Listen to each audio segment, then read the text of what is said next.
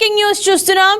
రాష్ట్రాభివృద్ధిపై ముఖ్యమంత్రి Chandrababu Naidu special focus పెట్టారు. ఇందులో భాగంగా ఇవాళ సీఎం షెడ్యూల్ బిజీగా ఉండనుంది.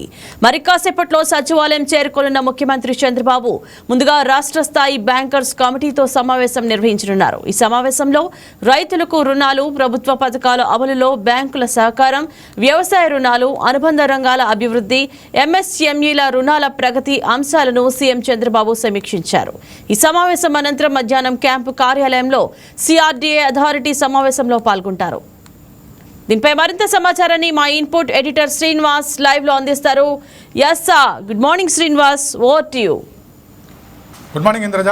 మరికొద్ది సేపట్లో ముఖ్యమంత్రి చంద్రబాబు నాయుడు అధ్యక్షతన ఎస్ఎల్బీసీ సమావేశం, స్టేట్ లెవెల్ బ్యాంకర్స్ కమిటీ సమావేశం జరగబోతుంది. ఇది ప్రతి ఏడాది కూడా 2 సార్లు లేదా 3 సార్లు జరుగుతుంది.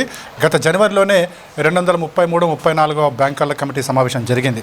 ఇప్పుడు 235వ బ్యాంకర్ల కమిటీ సమావేశం జరగబోతుంది.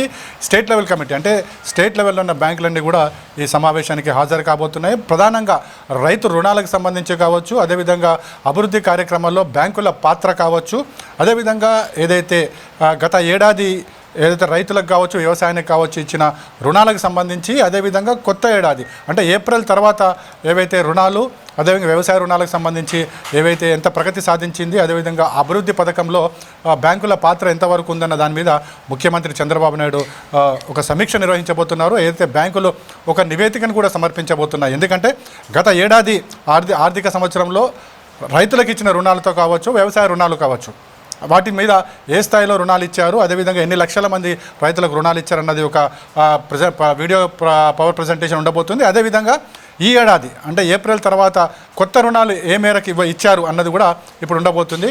ఇందులో ఆర్థిక రుణాలతో పాటుగా ఎస్ఎంఎస్సికి సంబంధించిన రుణాలు కావచ్చు, అదేవిధంగా వ్యవసాయ రుణాలకు సంబంధించి ఏ మేరకు ఉండబోతున్న దానితో ఈ ముఖ్యమంత్రి చంద్రబాబు నాయుడు సమీక్షించబోతున్నారు. ఆ తర్వాత మిగతా సమీక్షలు ఉండబోతున్నాయి. మొత్తానికైతే ఈ సమీక్ష ద్వారా మరొకసారి రాష్ట్రానికి అంటే ఇటు బ్యాంకులే సహకారం అందించే దిశగా ముఖ్యమంత్రి చంద్రబాబు నాయుడు వారికి దిశానిర్దేశం చేయబోతున్నారు. ఇంద్రజ. రైట్ శ్రీనివాస్, ఎంఎస్ఎంఈలకు రుణాలు మంజూరులో బ్యాంకు నిర్దేశించిన లక్ష్యాలను చేరుకున్నాయా? ఖచ్చితంగా. ఏదైతే బ్యాంకులకు సంబంధించి ప్రభుత్వం ఏవైతే లక్ష్యాలు ఇస్తుందో, ఎంతమందికి రుణాలు ఇవ్వాలి, అదేవిధంగా చిన్న పరిశ్రమలకు సంబంధించి ఏ మేరకు ఏ స్థాయిలో ఎంత వడ్డీతో రుణాలు ఇవ్వాలన్నది రాష్ట్ర ప్రభుత్వం సూచిస్తుంది. ఆ మేరకు ఇప్పటివరకైతే ప్రగతి పదంలోనే ఉందని చెప్పేసి బ్యాంకర్లు చెప్తున్నారు. ఈ భవిష్యత్తులో కూడా మరిన్ని రుణాలు ఇచ్చేందుకు కూడా బ్యాంకర్లు ముందుకు వస్తున్నారు. ఇంద్రజాన్. రైట్ శ్రీనివాస్, కొత్తగా పరిశ్రమలు స్థాపించాలనుకునే యువ పారిశ్రామికవేత్తలకు రుణాల విషయంలో ప్రభుత్వం ఎలాంటి హామీ ఇస్తుంది?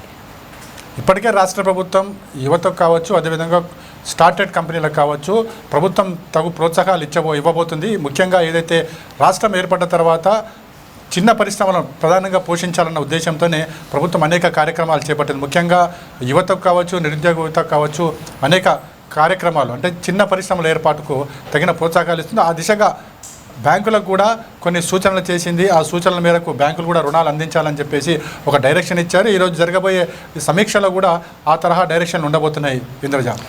రైట్ శ్రీనివాస్, రైతుల రుణాల పునర్వ్యవస్థీకరణ లేదా వడ్డీ భారం తగ్గింపుపై ఏమైనా చర్చ జరగనుందా? ఇది రాష్ట్ర ప్రభుత్వం ఇది జాతీయ స్థాయిలో తీసుకోవాలన్న నిర్ణయం ఇంద్రజ. ఎందుకంటే బ్యాంకులకు సంబంధించిన రుణాలు కావచ్చు, అదేవిధంగా వడ్డీలు కావచ్చు, ఇవన్నీ కూడా మనకి ఆర్బీఐ తీసుకుంటే ఆ మేరకే ఇవన్నీ ఉండబోతున్నాయి. గత సమావేశంలో నిర్ణయించిన లక్ష్యాల్లో ఎంత శాతం అమలయ్యాయి?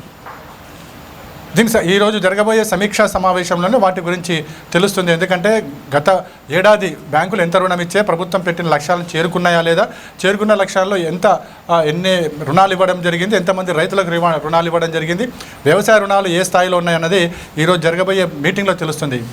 Indraja. Right, thank you Srinivas.